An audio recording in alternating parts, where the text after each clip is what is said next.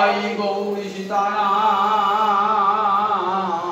প্রেমানন্দে একবার হরি হরি বল নিতাই গৌরী সীতানাথ প্রেমানন্দে একবার হরি হরি বল নিতাই গৌরী সীতানাথ প্রেমানন্দে একবার হরি হরি বল জয় রাধা দামোদর জয় রাধা দামোদর জয় রাধা দামোদর জয় রাধা দামোদর জয় রাধা দামোদর জয় রাধা দামোদর জয় রাধা দামোদর জয় রাধা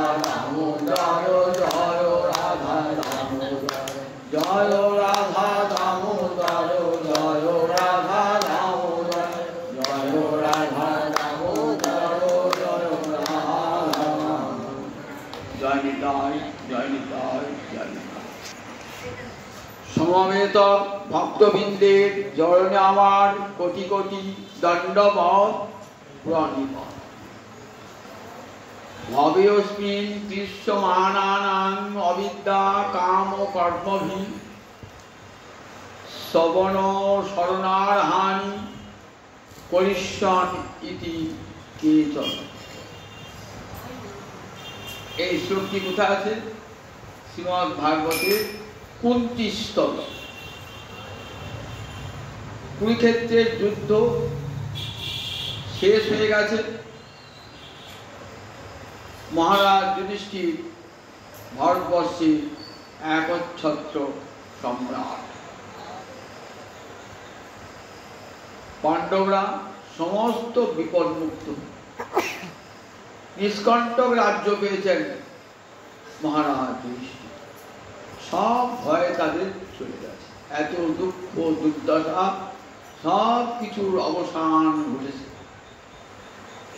কৃষ্ণের কাজও শেষ হয়েছে। এবার কৃষ্ণ চলে যাবেন দ্বারকা।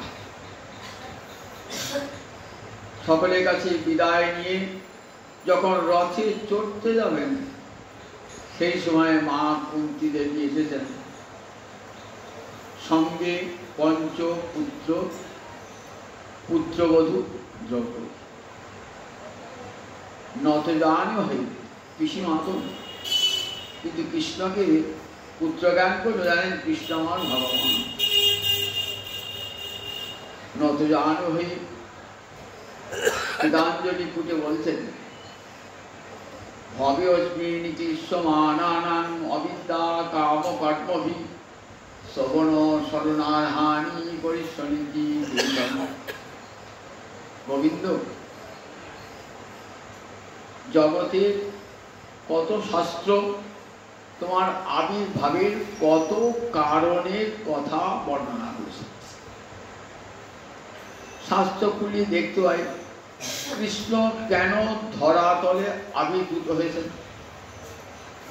কারো মতে শ্রীকৃষ্ণ আবির্ভূত হয়েছেন কংসকে বিনাশ করবার জন্য।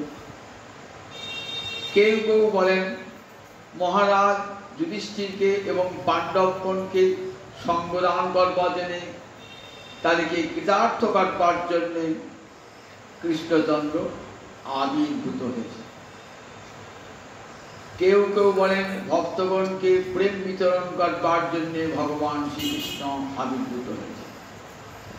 কেউ বলেন যদুবংশকে ধন্য করবার জন্য ভগবান কৃষ্ণ অবতীর্ণ হয়েছে। কেউ বলেছেন অসুর সংহার করবার জন্য কৃষ্ণ অবতীর্ণ হয়েছে।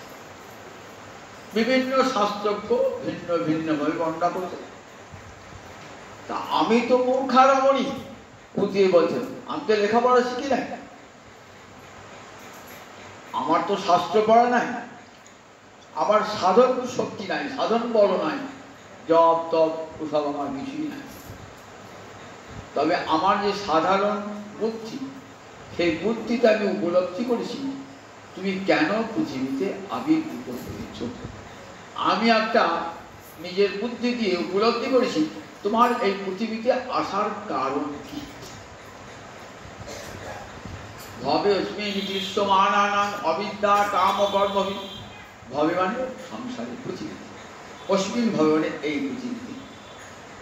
ক্লেশমানানাং, ক্লেশ পাচ্ছেন পঞ্চ ক্লেশ, অবিদ্যা, অস্মিতা, রাগ, দেশ, অভিনিবেশ, এই পাঁচটাকে বলে পঞ্চক্লেশ। সকলকেই এই পঞ্চক্লেশ ভোগ করতে হয়। জগতে এমন কেউ নাই, এই অনন্তকোটি ব্রহ্মাণ্ডের 14 ভুবনের এমন কেউ নাই যে পঞ্চক্লেশ ভোগ করেন না। তাহলে এই ক্লেশে আমরা সবাই দৃশ্যমান, প্রত্যেককেই তার কর্মফল ভোগ করতে হয়। আমি যেমন কর্ম করব আমার ফলটা কিন্তু তেমনি ভোগ করতে হবে। এই জন্মে না হোক, পরের জন্মে, তারপরের জন্মে, যতদিন কর্মফল ধ্বংস না হচ্ছে ততদিন পৃথিবীতে আমার যাতায়াত। কখনো মানুষ রূপে, কখনো পশু রূপে, কখনো কীট পতঙ্গ রূপে কর্মফল ক্ষয়ের জন্য আমাকে আসতেই হবে এই পৃথিবীতে।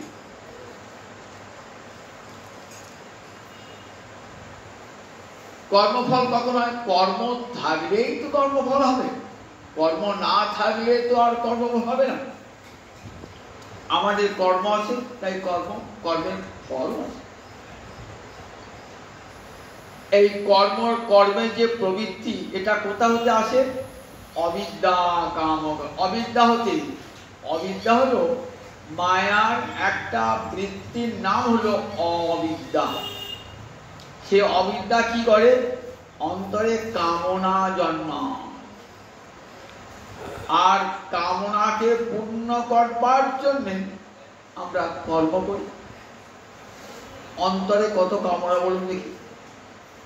সংসার করব, ঘরে স্ত্রী আনবো, স্বামীর সংসার করব, ঘর করব, বাড়ি করব, টাকা উপায় করব, পয়সা অর্জন করব, খ্যাতি যশ প্রতিষ্ঠা অর্জন করব, এইরকম কামনা প্রতিটি মানুষের, প্রতিটি জীবের থাকে। এই কামনাটা করতে আসছে বলে অবিদ্যা জীবের অন্তরে এই কামনা আনিয়ে দেন। কৃষ্ণ বিমুখ জনের অন্তরে এই কামনা আসে, আর সেই কামনার নিবৃত্তি করতে হলে কর্ম করতে হবে। আপনি সংসার করবেন, সংসার করতে গেলে তো পয়সার দরকার, তার জন্য আমাকে চাকরি করতে হবে, যে কোনো কর্ম করতে হবে, ব্যবসা করতে হবে, কিছু করতে হবে, তো কর্ম করতে হবে। সেই কর্ম করতে গেলে কর্মটা কখনো ভালো হবে, কখনো মন্দ হবে। আমরা কর্ম করতে গিয়ে কখনো ভালো কর্ম করি, পুণ্য কর্ম করি, আবার কখনো পাপ কর্ম করি। আর পুণ্য আর পাপ এই দুটো কর্ম করতেই তার পুণ্যেরও ফল পেতে হয়, পাপেরও ফল পেতে হয়। অবিদ্যা, কাম, অবিদ্যা থেকে কামনা, কামনা থেকে কর্ম, আর কর্ম থেকেই কর্মের ফল ভোগ করতে হয়। এই কর্মফলের নিবৃত্তি নাই, শেষ নাই। কখন নিবৃত্তি হয়? শ্রবণ শরণার্থানি পরিশ্রমী দিকেছেন। তুমি যখন কৃপা করে আবির্ভূত হও প্রভু, তখন তোমাকে যারা দর্শন করে, তোমার লীলা যারা দর্শন করেছে, তাদের আর সাধন ভজন করতে হয় না। তোমাকে দর্শন করার সঙ্গে সঙ্গে তাদের সব কর্মফল ধ্বংস। যারা কৃষ্ণলীলা দর্শন করেছেন, যারা গৌলীলা দর্শন করেছেন, যারা রামলীলা দর্শন করেছেন, অন্যান্য ভগবানের লীলা যারা দর্শন করেছেন, তাদের কিন্তু সব কর্মফল এক মুহূর্তেই ধ্বংস হয়ে গেছে। তাদের আর সাধন ভজনের প্রয়োজন হয় না। কেন? একটা পাপিষ্ঠ লোক, তাকে কর্মফল ভোগ করতে হবে না কেন? বলেন ভগবান যখন আসেন না, তখন কৃপার বন্যাময়, করুণায়া অবতীর্ণ, কৃপা করবেন বলেই তো অবতীর্ণ হয়েছেন। গঙ্গা কত দূরে আছে, আমার বাড়ি একবারে ও কোথায় একবারে শ্রীখণ্ড বেরিয়ে, প্রতিদিন গঙ্গা স্নান করতে পারি না। গঙ্গার বান এসেছে, এমন বান একবারে জল চলে গেছে, একবারে শ্রীখণ্ড পর্যন্ত জল। আমার বাড়ির নর্দমাতে কোন জল গিয়েছে, আমার বাড়ি যেখানে শৌচাগার সেখানেও জল গিয়েছে। গঙ্গাকে যদি মা গঙ্গা তুমি এত পবিত্র, তুমি কেন আমার ঘরে শৌচাগারে এলে, নর্দমায় কেন তুমি এলে মা? বলবে দেখো আমার যখন বান ডাকে না তখন তো আমি বাস বিচার করি না, তখন নর্দমাকেও পবিত্র করে দিই, শৌচাগারকেও পবিত্র করে দিই, অতি পাপিষ্ঠ জন্তু আমি পবিত্র করি। বন্যা দেখা দিই, অন্য সময় গঙ্গা শুকিয়ে যায় তখন গিয়ে স্পর্শ করতে হয়, আর যখন বান আসে তখন আমরা কষ্ট করি যেতেও হয় না, মা গঙ্গা আমরা ঘরে ঢুকে পড়ে। তাহলে দেখুন শৌচাগারটা যে এত অপবিত্র স্থান পবিত্র হয়ে গেল, তেমনি পাপী হোক তাপী হোক যে হোক না কেন একবার যদি গোবিন্দ লীলা দর্শন করেন, কৃষ্ণ লীলা দর্শন করে আমরা দেখেছি, সঙ্গে সঙ্গে তার কি হয়, শ্রিয়ঙ্গ শিমুখ দেই করে দর্শন, তার হয় পাপ ক্ষয় পায় প্রেম ধন। কবিরাজ গোসাই পাল বলছেন শ্রিয়ঙ্গ শিমুখ দেই করে দর্শন, তার হয় পাপ ক্ষয় পায় প্রেম ধন। সে যদি শত্রুতাও করে তারও তার মুক্তি হয়ে যায়, মিত্রতা করতে হবেই হবে।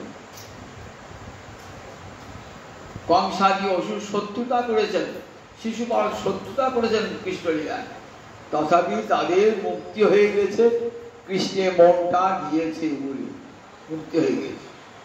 মথুরা যখন যাচ্ছেন আগে রজকের কাছে কাপড় চাইলেন, রজক বললেন কংসের কাপড় তোমাকে দেবো কেন, দেবে না, কৃষ্ণ হত্যা করলেন রজককে, রজকের মুক্তি হয়ে গেল সংসার। তাই দেখুন ওই রজকটা কংসের অনুচার পাপিষ্ঠ, কিন্তু কৃষ্ণ দর্শনের সঙ্গে সঙ্গে তার মুক্তি লাভ হয়ে গেল। শিবাসের অঙ্গনে এক মুসলমান দর্জি থাকতেন, মহাপ্রভু লীলা দর্শন করেছেন, মহাপ্রভু দর্শন করেছেন, দর্শন করার সঙ্গে সঙ্গে কি পেলাম বলে আনন্দে নৃত্য করতে করছেন, প্রেমে উন্মাদ হয়ে গেছে। যার কোনদিন প্রেম পাওয়ার কথা নয় সেও প্রেম লাভ করেছে। মহাপ্রভুকে দর্শন করি, কত পাপিষ্ঠা, কত নগরের বার বনিতা, কত দস্যু, দর্শন করার সঙ্গে সঙ্গে চিত্তে সব পাপ ধ্বংস হয়ে গেছে, দর্শন করার সঙ্গে সঙ্গে। তাই দেখুন দর্শন করার সঙ্গে সঙ্গে তাই বলছেন দেখো যখন তুমি তোমার লীলাটা দেখাও, যখন আবির্ভূত হও, তখন কি হয়, সমস্ত কর্মফল ধ্বংস হয়ে যায়। কিন্তু যারা রামলীলা, কৃষ্ণলীলা, গৌরলীলা দর্শন করল না, আমাদের মতো হতভাগ্য জীব, আমাদের কি মুক্তি হবে না? আমরা কি সংসার সাগর পার পারবো না? ভগবানের সাথে করুণা কেবল তার সময়ে যারা আবির্ভূত তাদের প্রতি, আমাদের প্রতি নাই। অনাগত কালে তিনি জানতেন কত কোটি কোটি লক্ষ লক্ষ মানুষ আজ জন্মাবে, তখন আমার লীলা থাকবে না। তাই ভগবান কি করেন, তার লীলাকে রেখে দিয়ে যান শ্রীমদ্ ভাগবতের মধ্যে। উদ্ধবকে বলেন আমি থেকে গেলাম, উদ্ধব চিন্তা করো না, আমি ভাগবতের মধ্যেই থেকে গেলাম। এই ভাগবত লীলা যেখানে হরিকথা আলোচিত হবে, তার কথা শুনতে শুনতে শ্রবণ স্মরণ, শ্রবণ করতে করতে কি হবে, স্মরণ হয়। স্মরণ হলো মনের ধর্ম, স্মরণটা বড় কঠিন, একবারই স্মরণ হয় না। যে মনে দিনরাত বিষয় চিন্তা হচ্ছে, সেই মনে কৃষ্ণ স্মরণ অত সহজ হয়। তাই কানটা পেতে দেন আসলে এসে এই শ্রবণ করতে করতে মনে আমি যা শুনে এলাম সেটা খুব কীর্তন করি। এইরকম শ্রবণ কীর্তন করতে করতে শ্রবণ স্মরণার হানি, তোমার লীলা তখন কি হয়, শ্রবণের যোগ্য হয়, স্মরণের যোগ্য হয়। তখন অনাগত কালের কোটি কোটি মানুষ কান পেতে বসে বসে তোমার কথা শুনবে, আর সংসার সাগর অনায়াসে পার। তাহলে কত বড় একটা সাধন দেখুন। কুন্তী দেবী গোবিন্দের সামনে বলছে যে তোমার কথা শুনলে পারে সে সংসার সাগর পার হয়ে যায়। যদি কথাটা ঠিক না হতো তা কি বলতেন, মা আমার কথা শুনলেই মুক্তি হয় না, সাধন ভজন করতে হয়। কিন্তু মৌনম সম্মতি লক্ষণ, গোবিন্দ নীরবে রয়েছে, তার মানে নীরব থাকে কখন? সম্মতি রয়েছে। মা তুমি যা বলেছো পিসিমা এই কথাই ঠিক, আমার কথা যারা কান পেতে বসে বসে শুনবেন তাদের সব ক্লেশ নাশ হয়ে যাবে, সংসার সাগর অনায়াসে পার হয়ে যাবে। তাই তো দেখুন তীর্থক্ষেত্রে, দেবালয়ে, মঠে, মন্দিরে, সাধু ভক্তের গৃহে হরিকথা আলোচনা করছে। আমরা ভাগবতের 11 স্কন্ধ শুনছি, সেখানে অবধূত তার 24টা গুরুর কথা বর্ণনা করছে। কার কাছে? যদু মহারাজের কাছে। কে এই যদু মহারাজ? যযাতি নন্দন। যযাতি কে? চন্দ্রবংশে। কৃষ্ণ কোন বংশে জন্মেছিলেন? চন্দ্রবংশী। রামচন্দ্র কোন বংশে? সূর্যবংশী। আর কৃষ্ণচন্দ্র চন্দ্রবংশী। সেই চন্দ্রবংশের রাজা যযাতি, সেই যযাতির পুত্র ছিল যদু মহারাজ, পরম ধর্মশীল যদু মহারাজ।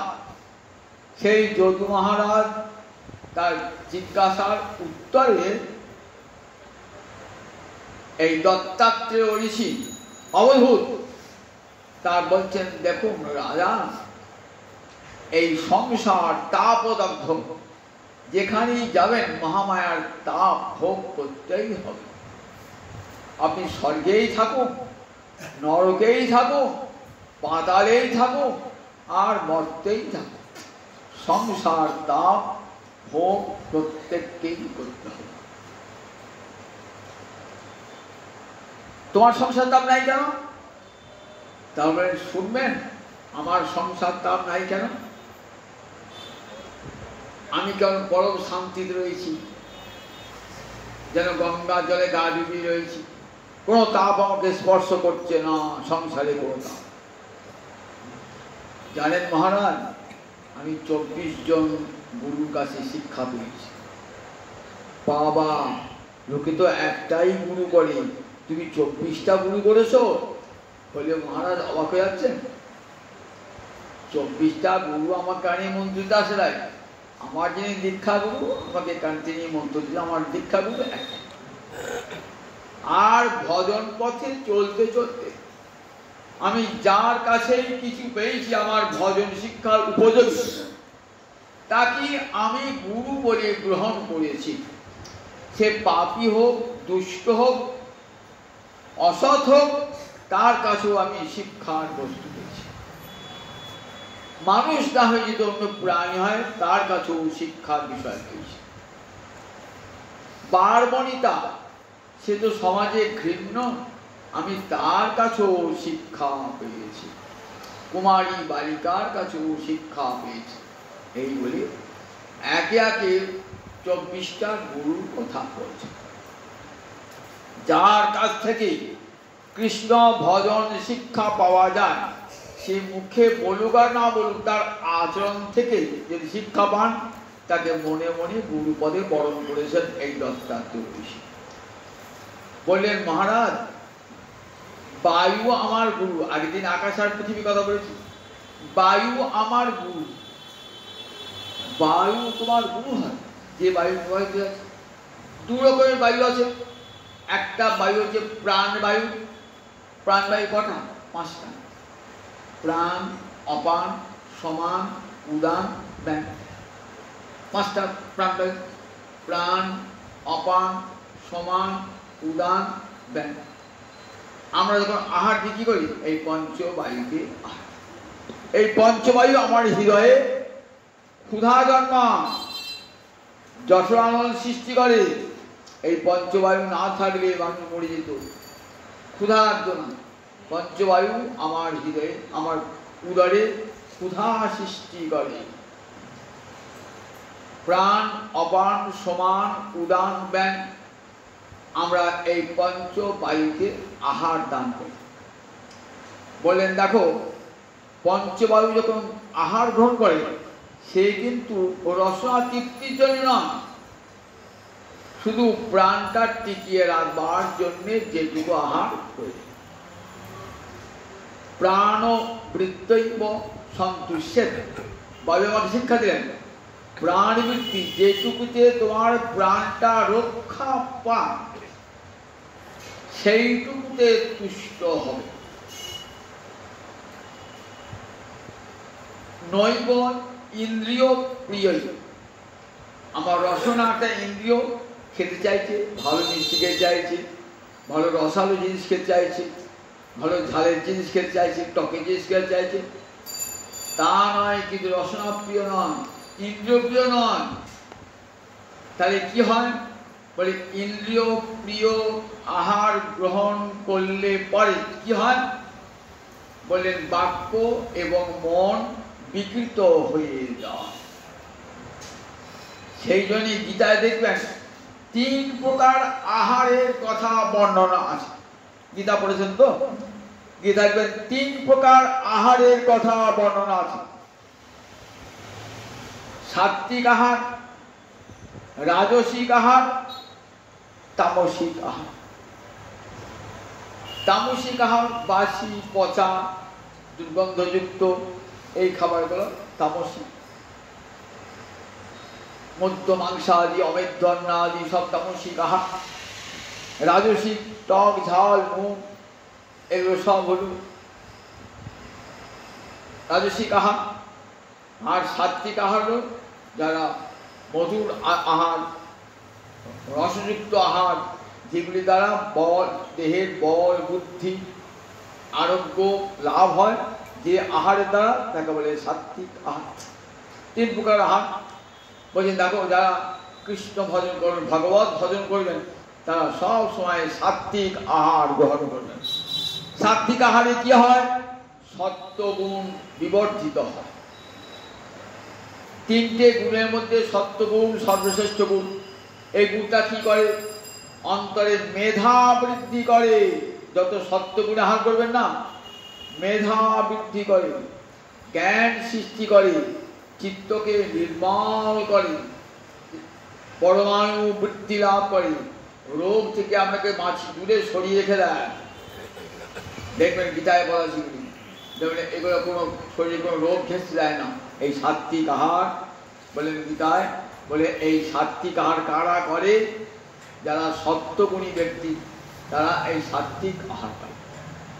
ভগবানকে যখন নিবেদন করি, এই সাত্বিক আহার নিবেদন করি। আমরা সাত্বিক আহার, যাতে ভগবান সাত্বিক আহার, নির্মল সাত্বিক আহার গ্রহণ করে যে প্রসাদ দেবেন, সেই প্রসাদ আমরা গ্রহণ করি, সাত্বিক প্রসাদ গ্রহণ করি।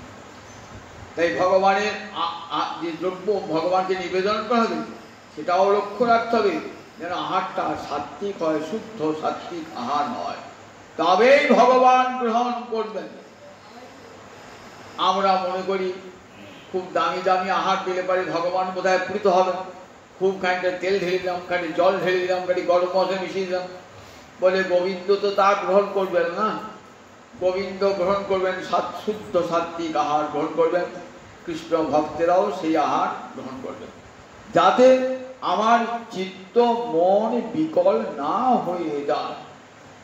উগ্র আহার, রসনা তৃপ্তির জন্য যদি উগ্র আহার গ্রহণ করেন, দেখবেন চিত্ত কিন্তু কেমন হবে না, চিত্ত বিকল হবে।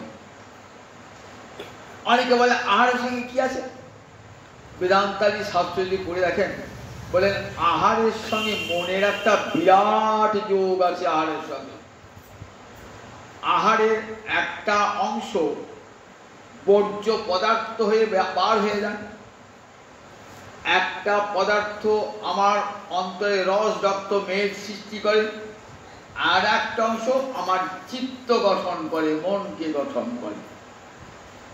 তাই আহারের যে অংশটা সত্য, সেই সত্য আহারটা, সাত্বিক আহারটা কি করে?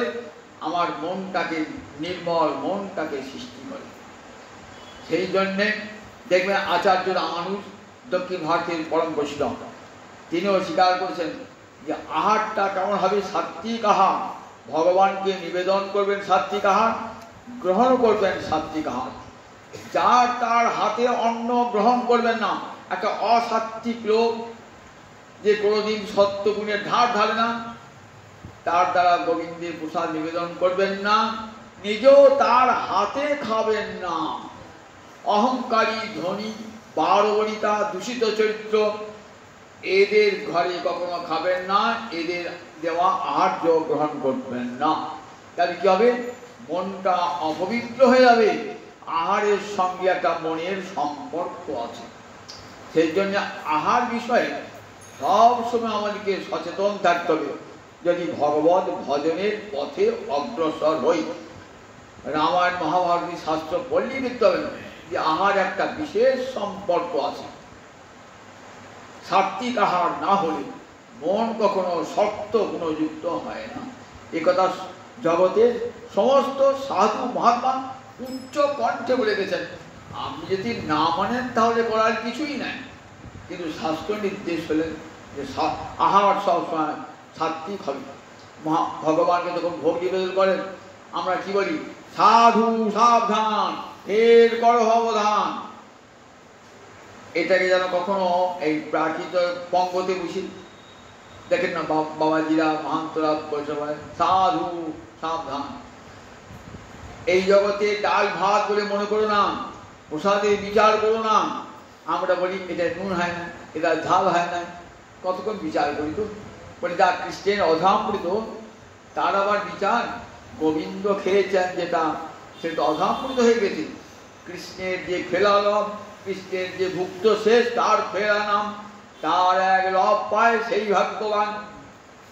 গোবিন্দ গ্রহণ করে যেটা দিয়ে রাখলেন তার নাম ফেলা লব। সেই প্রসাদের কণিকা যে পায় সে মহাভাগ্যবান। এই প্রসাদ পাওয়া মাত্রই প্রাপ্তি মাত্রেণ ভোক্তব্যম, নাত্র কাল বিচারণা। শুষ্কং পর্যুষিতং বাপি নিতং বা দূরদেশত, প্রাপ্তি মাত্রেণ ভোক্তব্যম, নাত্র কাল বিচারণা। প্রসাদ যদি শুকিয়ে যায়, বাসি হয়ে যায়, দূরদেশ থেকে আনা হয়, কোনো অস্পৃশ্য জাতি নিয়ে আসে, বলে তখন প্রসাদে কিন্তু দোষ দেয়। সঙ্গে সঙ্গে গ্রহণ প্রাপ্তি মাত্রেণ ভোক্তব্যম। বাবার সঙ্গে সঙ্গে ভোজন করলেন। যখন সকালবেলায় আমি স্নানান্নি করি নাই, খাবো না তা না, প্রাপ্তি মাত্রেণ ভোক্তব্যম, নাত্র কাল বিচারণা। কালের বিচার করবেন না মহাপ্রসাদের সামনে। কিন্তু আমরা তো মহাপ্রসাদ বলে মনে করি না, রসনার তৃপ্তি, ইন্দ্রের তৃপ্তি, রসনার তৃপ্তি। তাই পদ্মপুরাণে ঋষি বলছেন মহাপ্রসাদে গোবিন্দে নাম ব্রহ্মণী বৈষ্ণবে স্বল্প পুণ্যবতায় রাজন বিশ্বাস নেই বোঝায়। সেই মহাপ্রসাদ আজও আছে। মহাপ্রসাদ খেলে কি হয়? সর্বরোগ নিবারিত হয়ে যায়। কিন্তু আমাদের বলে আমি তো মহাপ্রসাদ তো খাচ্ছি, রোগ যাচ্ছে না কেন? তুমি তো মহাপ্রসাদকে মহাপ্রসাদ বলে খাও না, সে বিশ্বাস তো তোমার নয়। সেই চরণামৃতের শক্তি আজও আছে, সেই মহাপ্রসাদের শক্তি আজও আছে, কিন্তু মহাপ্রসাদকে আমরা সাধারণ ডাল ভাত বলে মনে করি। তাই বিশ্বাস হয় না, আর বিশ্বাস না হওয়ার পরে ফলও হয় না। তাই মহাপ্রসাদে গোবিন্দে নাম ব্রহ্মণী বৈষ্ণবে স্বল্প পুণ্যবদানে রাজন বিশ্বাস নেই বোঝায়। আমাদের বিশ্বাস জন্মায় না। তাই মহাপুরুষ বললে দেখো, যার প্রাণবায়ু যাতে প্রাণবৃত্তৈব সন্তুষ্ট, প্রাণটা যাতে টিকে বাদু করি বলে আমি যে গোগ্রাসে ভোজন করতে হবে তা নয়। আমার পঞ্চবায়ু পঞ্চ প্রাণ আহার গ্রহণ করে, সে আহারের কোনো বিচার করে না।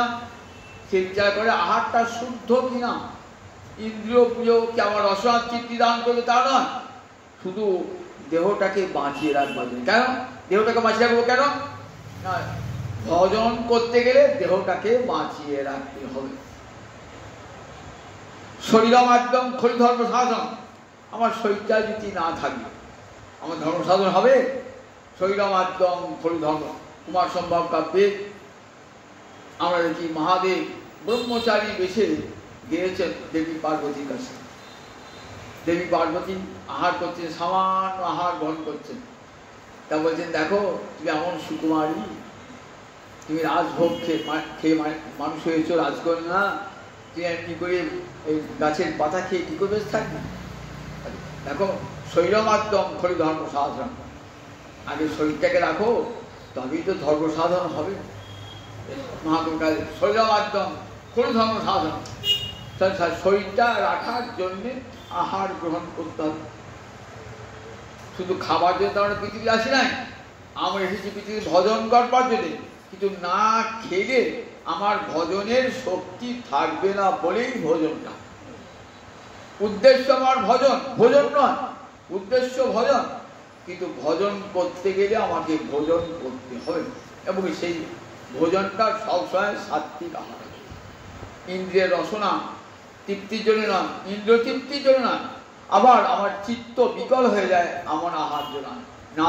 কিঞ্চিত বাঙ্মন, বাক্য যেন বিকল না হয়। উদ্ধত রোগ দেখবেন, চড়াচড়া কথা, একবারে রোগ রাগ ক্রোধ কাদের হয় দেখবেন। এগুলো গীতায় সব বলা আছে।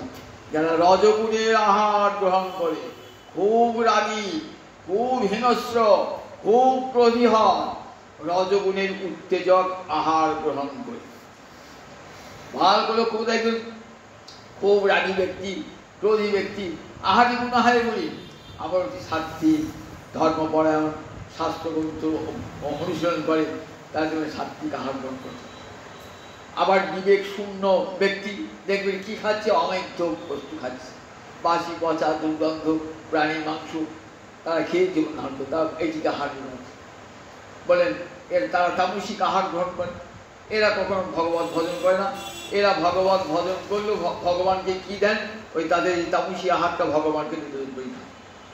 তাদেরও ভগবান আছে, তামসিক ব্যক্তিরা তারাও ভগবান সেবা করে, তাদের সাত্বিক না, তাদের সাত্বিক আচার আচরণ। এবার না অবকৃত বাঙ্মন, আমাদের বাক্য আমাদের মন যাতে বিকল না হয় এমন আহার গ্রহণ করতে হবে। এই গেল প্রাণবায়ুর কথা। আর একটা বায়ু আছে না, বাহ্য বায়ু, যে বায়ু প্রবাহিত হচ্ছে। এই বায়ু কি মুখ? বায়ু আপনার অঙ্গকে শীতল করে দেয়। বলেন সাধু এমনি করে, সাধুর দর্শনে আমার চিত্ত শীতল হয়ে যাবে। রাস্তা চলছেন, চলতে চলতে ক্লান্ত হয়েছেন, একটা বট গাছের ছায়া বসেন, দেখলেন বট গাছের পাতাগুলো নড়ছে, হাওয়া দিচ্ছে, শরীরটা প্রাণ শীতল হয়ে গেল, কত ক্লান্তি দূর হয়ে গেল। আবার দেখুন, বায়ু দুর্গন্ধ বহন করে, আবার সুগন্ধ বহন করে, কিন্তু ওটার সঙ্গে বায়ু যোগ নেই।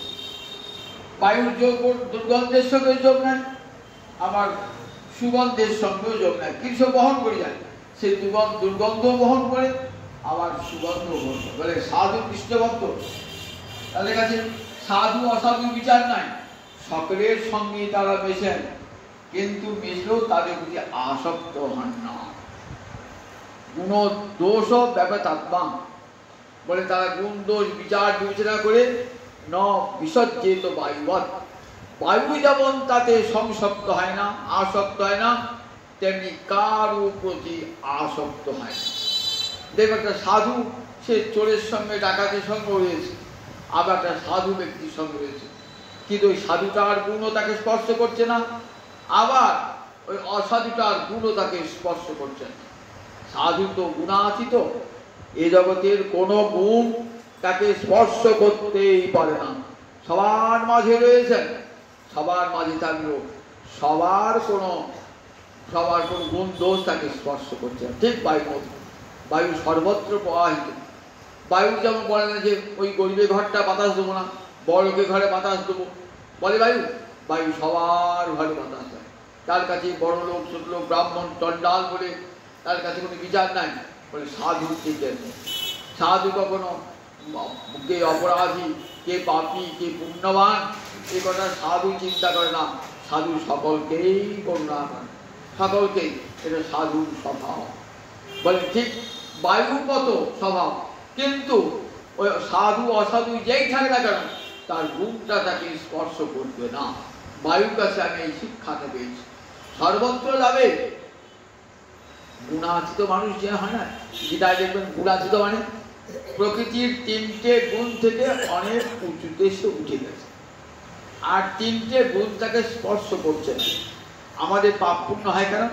প্রকৃতির তিনটে গুণের ক্রিয়া রয়েছে আমাদের মধ্যে, সত্য রজ তম তিনটে গুণ আমাদের মধ্যে সবসময় ক্রিয়া করছে। রজতম গুণ যার মধ্যে প্রবল দেখবেন, তাদের মধ্যে পাপের প্রবৃত্তি প্রবল। গীতায় ৩য় অধ্যায়ে দেখবেন অর্জুন জিজ্ঞাসা করছেন ভগবানকে, আমি তো পাপ করতে চাই না, তবু যেন কে জোর করে আমাকে পাপ করা। ৩য় অধ্যায় শেষে দেখবেন ভগবান কে অর্জুন জিজ্ঞাসা করছে, আমি তো পাপ করতে চাই না, পাপ থেকে দূরে থাকতে চাই, কিন্তু কে যেন আমাকে জোরপূর্বক আমাকে যেন পাপ কর্ম করায়। ভগবান উত্তর দিলেন, কাম এষ ক্রোধ এষ রজগুণ সমুদ্ভব। রজগুণ তিনটে গুণের মধ্যে একটা গুণের নাম রজগুণ। রজগুণ থেকে কি জন্মায়? কামনা জন্মায়, ক্রোধ জন্মায়। এই কামনা এবং ক্রোধ মানুষকে পাপ পথে নিয়ে যায়। আপনার কামনা চরিতার্থ করবার জন্য আপনি পাপ কাজ করতে এতটুকু পিছপা হন না। আমার কামনা পূর্ণ করতে হবে, আমার আরো চাই, আরো চাই, আরো চাই, এই যে কামনা না, ন জাতু কাম কামানাম উপভোগের সম্মতি। আপনার প্রচুর আছে, তথাপি কিন্তু মন তাতে সন্তুষ্ট নয়, আরো চাই, আরো চাই, এই নাম কামনা। আগুনে যদি ঘি ঢালেন, আগুনটা নিভে যায় কি? নিভে যায় না, আরো বৃদ্ধি প্রাপ্ত হয়ে যায়। ঠিক তেমনি কামনার বস্তুকে যদি আবার আপনি নিয়ে আসেন না, আপনার কামনাটা আরো বৃদ্ধি প্রাপ্ত হয়ে যাবে। কখনো কামনার বস্তুর দ্বারা কামনার নিবৃত্তি হয় না, কামনা বেড়ে বেড়ে যায়। ন জাতু কাম কামানাম উপভোগের সম্ভব। কাম্য বস্তুর উপভোগের দ্বারা কখনো কামনার তৃপ্তি হয় না। তাই এই কামনা থেকে কি হয়? আমি যদি পাপ কাজ করে আমি বড়লোক হতে পারি, ধনী হতে পারি, বিষয় ভোগ করতে পারি, আমি সেই পাপ কাজ করব। আমার মনে এমন কামনা, পাপ কাজ করবো, কারণ আমার কামনা চরিতার্থ করতে হবে, এই জন্য আমরা পাপ করি। কাম এসো ক্রোধ এসো, আবার ক্রোধের ফলে আমরা পাপ কাজ করি। কিরকম ক্রোধের ফলে? সামান্য একটু জায়গা নিয়ে ভাই ভাই বিবাদ, 1 ইঞ্চি জায়গা নিয়ে প্রতিবেশীর সঙ্গে ঝগড়া, ছাড়বো না, ও বলে ছাড়বো না, সেইখানে মারামারি খুঁড়ি খুঁড়ে গেল। ভাই জমি জায়গা নিয়ে, ভাই সামান্য জমি জায়গা নিয়ে বিবাদ, সামান্য অর্থ নিয়ে বিবাদ। আচ্ছা, এই যে খুনটা যে তুমি করলে, তার ফলটা কি? ইহ জগতে জেল খাটা, আবার পরজগতে গিয়ে সেখানেও ছাড় পাবে না, সেখানে তোমার নরক বদল। তাহলে তোমার যে সামান্য 1 ইঞ্চি জমি দখল করতে গিয়ে, হ্যাঁ, 1 কাঠা জমি ভাগ দিতে গিয়ে তোমার কি হলো? তোমাকে নরকে যেতে হলো, ভোগ করতে হলো, ইহ জগতে জেল খালি করে থেকে বলে এমন কাজ করলে যে তোমাকে পুলিশ এসে ধরে নিয়ে গেল, জেলে পুড়ে দিল, জেলে ভাঙতে হলো তোমার। সামান্য ক্রোধ কেমন মানুষের জীবনে কেমন পতন ডেকে নিয়ে আসে। ক্রোধ ক্রোধ মানুষের হিতাহিত জ্ঞান শূন্য করে দেয়, যে এটা করলে আমার মঙ্গল হবে, এটা করলে আমার অমঙ্গল হবে, এই বোধ কাণ্ডাকাণ্ড জ্ঞান তখন থাকে না। ক্রোধ মানুষকে এমন করে দেয়। ক্রোধ, তাই ক্রোধ মানুষের পরম শত্রু। ক্রোধের সেই জায়গায় কি বলেছে? ঋতু বলা হয়েছে, 6টা ঋতু: কাম, ক্রোধ, লোভ, মোহ, মদ, মাৎসর্য। কাম, ক্রোধ, লোভ, মোহ, মদ, মাৎসর্য, এই 6টা ঋতু আমার ভিতরে আছে। বাইরের ঋতুকে আপনি জব্দ করতে পারেন, বাইরের শত্রু, তাকে মামলা মোকদ্দমা করে লাঠি ঠেকা নিয়ে, লাঠিয়া নিয়ে তাকে জব্দ করতে পারেন। আর ভিতরে ভিতরে যে শত্রু এলো 6টা ঋতু, তাকে দমন করুন। দেখি, তাকে দমন করুন। তাকে দমন করলে জানবো সত্যি আমি মহাশক্তিশালী। একে বড় বড় সাধুও পারে না জয় করতে। এই যে 6টা ঋতু এত প্রবল শক্তিশালী, তাই নটটাকে বলে রাখো, ওরা ভয়ঙ্কর শক্তিশালী। ওদিকে দমন করবার একটাই পথ, বনে গিয়ে ভজন করলে হবে না, বনে গিয়ে সাধন করলে, তপস্যা করলে হবে না। কামে কৃষ্ণ কর্মার্পণে, ক্রোধে ভক্ত দেশী জনে, রবি সাধু সঙ্গে হরি কথা মদ কৃষ্ণ গুণগানে মোহিষ্ট লাভ বিনে নিযুক্ত করিব যথা তথা। কামনা আছে থাক, কামনাটা আমার কৃষ্ণ কামনায় করতে বসে যায়। গুরু যখন কানে মন্ত্র দেন না, কৃষ্ণ মন্ত্রের গায়ত্রী নাম কি? কাম ও গায়ত্রী। বীজের নাম কি? কাম ও বীজ। অর্থাৎ আমার বিষয়ে কামনা ছাড়িয়ে গোবিন্দ তোমার চরণ প্রাপ্তির কামনা হোক। আমার গুরুদেব আজ কানে আমার কাম গায়ত্রী দিলেন, কাম বীজ দিলেন। একদিন আমার কামনা ছিল সংসারী পত্নীতে পুত্রকে, আমার সেই কাম চলে যাক প্রভু তোমার সেবায়। আমার যেন মনে গোবিন্দ তোমাকে নিয়ে আমার সংসারের সব কামনা, তোমাকে সাজাবো, তোমাকে পোশাক পরাবো, তোমার সুন্দর করে ভালো করে ভোগ দেবো প্রভু, তোমার জন্য মন্দির নির্মাণ করবো, এই কামনা হয়ে যাক। নিজের সংসারকে ভালোবেসে গোবিন্দকে ভালোবেসে কামনা হোক। আর ক্রোধ ভক্ত বিদ্বেষী জন যারা, তাদের প্রতি ক্রোধ করবেন, তাহলে ক্রোধটা আশীর্বাদ হয়ে যাবে। যারা ভক্ত বিদ্বেষী তাদের প্রতি ক্রোধ প্রকাশ করেন, ভক্তের ক্রোধটা আশীর্বাদ হয়ে যায়।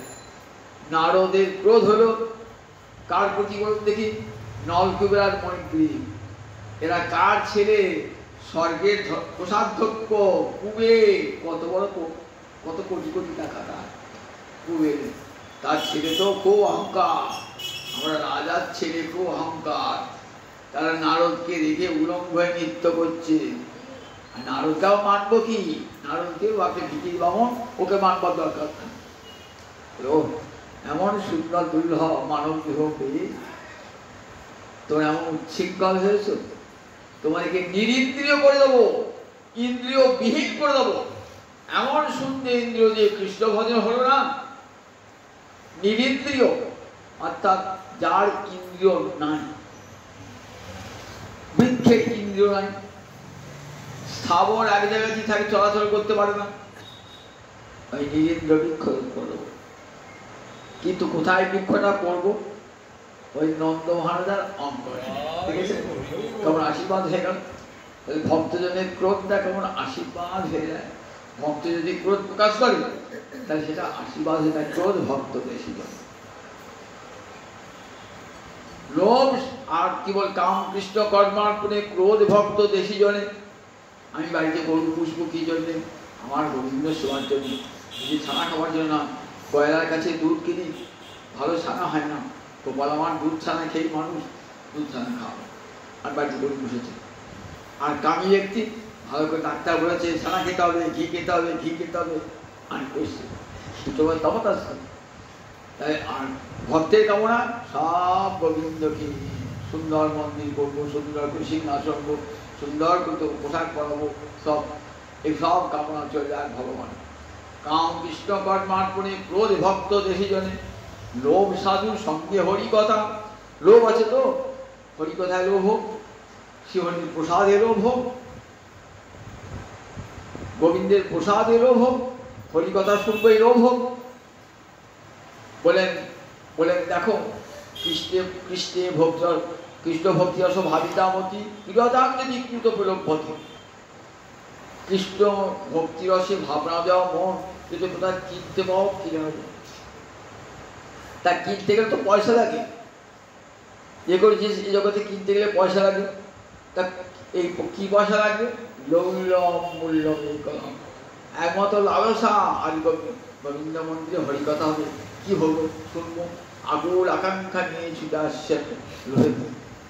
এই লোভ, ও লোভ থাক, লোভটা ভালো রূপুক, লোভটা যেন হর্ষি হরির প্রসাদ পাবার লোভ থাকুক, সাধু সঙ্গ করার লোভ থাকুক, তীর্থ ভ্রমণের লোভ থাকুক, হরিকথা শোনবার লোভ থাকুক। লোভ সাধু সঙ্গে হরিকথা, সাধু সঙ্গের লোভ থাকুক। মদ কৃষ্ণ গুণগানে, মদমান মত্ততা অহংকার এসে যায় তো। বলে দেখো কৃষ্ণ গুণগানে মাতোয়ার হও, মদমানে মত্ততা আসুক, কৃষ্ণ গুণগানে সব সে মাতোয়ার হও। আমরা যখন টাকা পয়সার ধন দৌলত তাকেই মাতোয়ার হয়ে থাকে। বলে না না গো, দেখো কৃষ্ণ গুণগানে সকাল সন্ধ্যে সব যায় অহর্নিশ 24টি ঘন্টা কৃষ্ণ গুণগানে মত্ত থাকুক, মদ কৃষ্ণ গুণগানে। মোহ ইষ্ট লাভ নেই। আর মোহটা হবে কি ইষ্ট লাভ, আমার যেন যে কোনো প্রকারে ইষ্ট লাভ হয়। হে গুরুদেব আমায় কৃপা করুন, আমার সংসারে মোহ দূর হয়ে যাক, আমার সব মোহ হোক গোবিন্দকে পাওয়ার জন্য। আমরা কি বলি, আমার স্ত্রী আমার, পুত্র আমার, ঘর আমার, বাড়ি আমার, এর নাম হচ্ছে মোহ। এই মোহটা কি হোক, আমার আর কেউ কৃষ্ণ আমার, আমি কৃষ্ণের, কৃষ্ণ আমার, এই মোহটা সৃষ্টি হোক। সে এক রাজবাড়িতে আর এক রাজা গিয়েছে, দিয়ে বলছেন এমন সুন্দর আপনার অট্টালিকা, আপনার সুন্দর, আমার নয়, কার? কৃষ্ণের।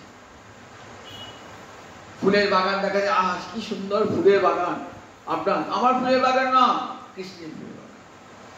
সুন্দর সরোবর দেখাতে গেছেন, বলে আমার সরোবর নয়, কৃষ্ণের সরোবর। সুন্দর মন্দির দেখাচ্ছেন, কি সুন্দর মন্দির, আমার মন্দির নয়, কৃষ্ণের মন্দির।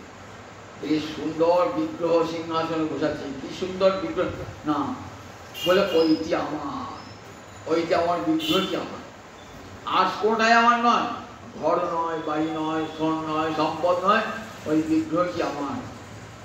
এই মোহ ইষ্ট আমার, এই মোহ হোক এই জগতে কেউ সত্যি আমার না। একবার চিন্তা করে দেখুন, মোহটা যে আমরা ধরে রাখি, কত মিথ্যা মোহ, মহামায়ার দেওয়া মোহ। মা ভালোবাসত ছেলেকে, ছেলে ভালোবাসত মাকে, মা ছাড়া ছেলে জানতো না, ছেলে জানতো না, মাও মরে গেল, ছেলেও মরে গেল। কোথায় গেল ভালোবাসা? কোথায় ভালোবাসা? কোথায় পাওয়া গেল? স্বামী ভালোবাসত স্ত্রীকে, স্ত্রী ভালোবাসত স্বামীকে, একদিন স্বামীও মরে গেল, স্ত্রীও মরে গেল, তাহলে ভালোবাসা গেল কোথায়? ভালোবাসা পালিয়ে গেল। তাহলে এমন জায়গায় ভালোবাসা দেবো কোনোদিন ধ্বংস হবে না, যে ভালোবাসা কোনোদিন ধ্বংস হয় না। তাই স্ত্রী, পুত্র, ঘর বাড়ি থেকে ভালোবাসা সরিয়ে গোবিন্দ চরণে সব ভালোবাসা অর্পণ করে দাও। গোবিন্দ চরণে মোহিত লাভ নিযুক্ত করিব যথাযথা। এমনি করে ছটা রিপুকে গোবিন্দ সেবায়, একটা হলো মাৎসর্য, বলে এই মাৎসর্য রিপু যেতে চায়। ভক্তি অন্তর দেখা দেয় মাৎসর্য, ভক্তির বেশে আসে মাৎসর্য। এটি কেমন করে যাবে? সাধু সঙ্গী, গুরু কৃপায়। এই মাৎসর্য মানে অপরের ঐশ্বর্য দেখে, উৎকর্ষ দেখে নিজের মনে যে অসুয়াবোধ, ও আমার চাইতে বড় কিসে, এই যে বোধটা, তার নাম মাৎসর্য। এই মাৎসর্য এমনই, অতি বড় মহাত্মা, অতি বড় ভক্ত, তাদের অন্তর থেকে এই মাৎসর্য দূর হয় একমাত্র সাধুর সঙ্গে। স্বজাতি আশয় সাধুর সঙ্গ করলে অন্তরে দীনতা আসে, ধীরে ধীরে মাৎসর্য দূর হয়ে যায়। বলে এমনি করে এই ছটা রিপুকে জয় কর, ছটা রিপুকে জয় কর। বলে দেখো ছটা রিপু প্রবল হবে, কখন কখন প্রবল হয়ে যায়, বলে আহার যদি সত্যগুণান্বিত না হয় তাহলে সেই রিপুগুলি প্রবল হয়ে যায়। বলছেন, বললেন দেখো বাংমন, যেন বক্ষ এবং মন যাতে বিকল না হয়, বায়ু আমাকে এই শিক্ষা দিয়ে গেল। কবিরাজ গোসাই বলছেন, শিষ্টদর পরায়ণ কৃষ্ণ নাহি পায়। যারা উদর পরায়ণ, ভজন করছেন উদ্দেশ্য একবার প্রসাদ খাবো, প্রসাদটা খেতে যদি বিলম্ব হয়ে যাচ্ছে, কোথায় ভজন আপনার মাথায় উঠে যাচ্ছে, কতক্ষণে ভজন ডাক করবো। আবার পেট ভরে যদি প্রসাদ না পান, তাহলে আমরা রাগ হয়ে যাচ্ছি, পেট ভরে না হলে। তাই দেখুন, প্রসাদটা আমরা প্রসাদ বলে মনে করি, আমার উদর পুষ্টির জন্য মনে করি, প্রসাদ তো করি না মাত্র। বলেন তো রূপ সনাতন কোথায় পাত করে প্রসাদ পেতে গিয়েছেন, কোথায় পেট ভরে খেয়েছেন, দেখাতে পারবেন? মাধু করি, তাও এক বাড়িতে প্রতিদিন নয়, এই বাড়িটা একটু সামান হাতে করে, পাত্র নয়, হাতে করে বড় ভাগ, হাতে যা দেবে ঘোল মাঠা চানা যা দেবে সেটুকু। রঘুনাথ দাস ভজন করতেন, কোনদিন ঘোল মাঠা পেলেন, কবু চানা চর্বণ, কবু যদি কেউ দেয় হয়েও না চার যাবে না, তার জন্য কিন্তু চিত্ত ক্ষুব্ধ হয় নাই, ভজন করে যাচ্ছে। ঠিক আছে, শুধু শুধু দেহটাকে রাখবার জন্য যেটুকু আহার গ্রহণ সেটুকু আহার গ্রহণ। মাধবেন্দ্র পুরী অযাচিত বৃন্দাবনে ঘুরে ঘুরে ঘুরে ঘুরে বেড়াচ্ছেন, গোবিন্দ কুণ্ডে বসে আছেন, ক্ষুধা পেয়েছে কিন্তু কাউকে চাইবেন না, স্বয়ং গোবিন্দ এসে দুগ্ধ দান করে গেছেন মাধবেন্দ্র পুরীতে। অজাচক্ত রেমুনাতে এসেছেন, ক্ষীরচোরা গোপীনাথ দেখেছেন, কোথায় দেখেছেন? চাইবেন না, যদি দেন একটু কোথায় এমনি করে কোন পাত্র বন্ধ নয়। তুলসী দাসী বৈরাগ্য শেষকালে বৈরাগ্য শেষ তো, বৈরাগ্যের শেষও কি করতেন? ভিক্ষা করতেন, সঙ্গে থাকতো পাত্র থাকতো, কোথায় যদি কেউ যদি অন্ন দান করেন, আপনি জল দান করেন থাকতো। নিজের শ্বশুর বাড়িতে এসেছেন আর স্ত্রীকে ভুলেও গেছেন, স্ত্রী কিন্তু যে স্বামী, তখন দেখছেন পাত্র বার করে সেখানে আহার গ্রহণ করছে, ঝুলি আছে বলে ঝুলিটা সঙ্গে কেন? বৈরাগ্যের শেষ চিহ্ন ঝুলিটা ফেল, তবে তো বৈরাগ্য। আমি তোমার স্ত্রী, বুঝতে পেরেছ? কারণ আমি তোমাকে বৈরাগ্য ধরেছিলাম, আর বৈরাগ্যের ওই ঝুলিটুকু ফেলে দাও, কান থেকে ঝুলিটুকু ফেলে দাও, তবেই বৈরাগ্য সম্পূর্ণ হবে। বৈরাগ্য ঝুলিটাও ফেলবে, বুঝলাম? যেখানে পাবেন হাতে যা পাবে গ্রহণ করবে। এমনি করে ভজন জগৎকে লিখেছেন, ভজন জগৎ। এখানেও বলছেন এই দত্তাত্রেয় অবধূ বলছেন, মহারাজ এমনি করে থাকুক, কারো আশায় থেকেন না কি আমাকে দুটি খেতে দেবে, কি আমাকে দুটি ভালোবাসবে। যেদিন পেলেন খাবেন, না পেলেন খাবেন। ভগবানকে ভজন করে যান, জীব দিয়েছেন যিনি, আহার দেবেন। ঠিক ঠিক আপনাকে বাঁচিয়ে রাখার জন্য ভজন করার জন্য ভগবান ঠিক আহার জুটি দেবেন, তার জন্য ভজন নষ্ট করবেন না। ভোজনের জন্য কখনো ভজন নষ্ট করবেন না। এমনি করে একটা একটা করে গুরু কথা, বায়ুর কথা বললেন। এর পরের দিন শোনাবো জলের কথা, শোনাবো জলকে গুরু বলে বর্ণনা করছেন। জয় তাই আজকে এইখানে হরিকথা সমাপ্তি। জয় তাই।